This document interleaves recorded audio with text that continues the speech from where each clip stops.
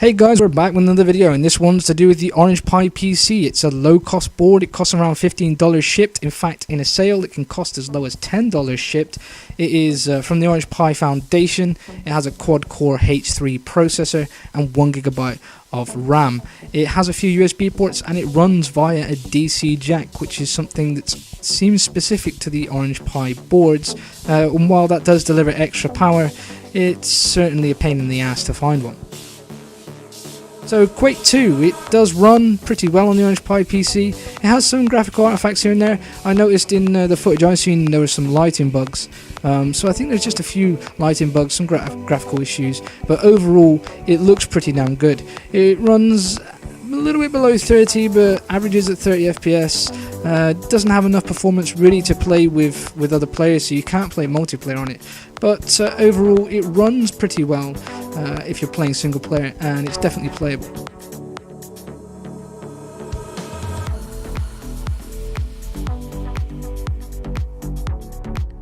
We also have Quake III. It's another game in the Quake series, but this one still runs pretty well.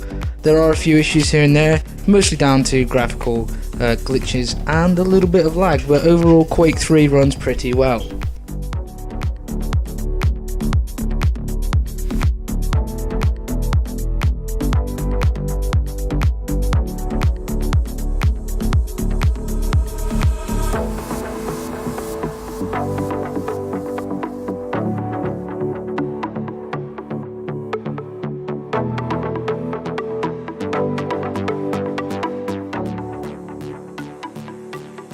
The next game is Star Wars Jedi Knight 2, Jedi Outcast, and it works fine, but it has some frame rate issues here and there. It dips quite often, but from what I've seen, it's definitely playable. In fact, it only dipped when the action got pretty hot on the heels.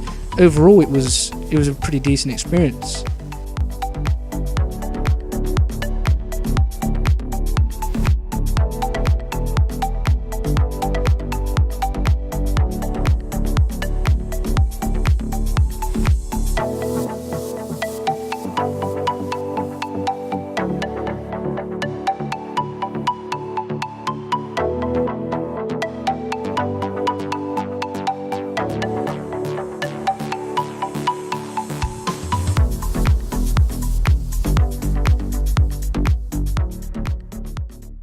Rivo is another game that I've seen before running on Orange Pi, and I did try to get this running on the chip. It runs on half the maps between 30 and 60 FPS, but on the other half of maps, well, it's okay. It can dip a little bit below that. It has some frame rate issues here and there, but overall it runs pretty well.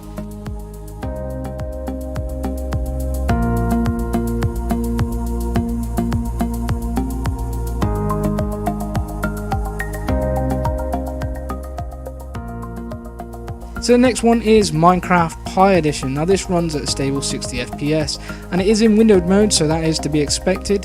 It supports multiplayer, and you can play with your friends on a Raspberry Pi, for example. But it runs without sound and currently in windowed mode, and we're not sure how to get it out of windowed mode, because if we try it crashes. I'm working on compiling it again on the chip to hopefully get a slightly higher resolution going, but we'll have to wait and see.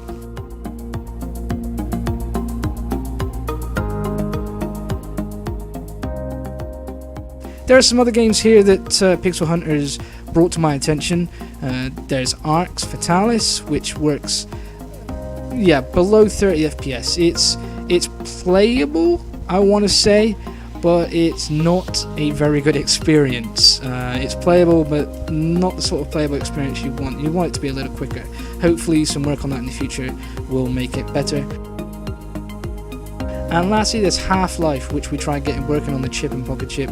Alas, again, that is playable, but the frame rate does chug a little bit here and there. It's more playable on the Orange Pi PC though than it was on the chip and pocket chip, which is pretty decent.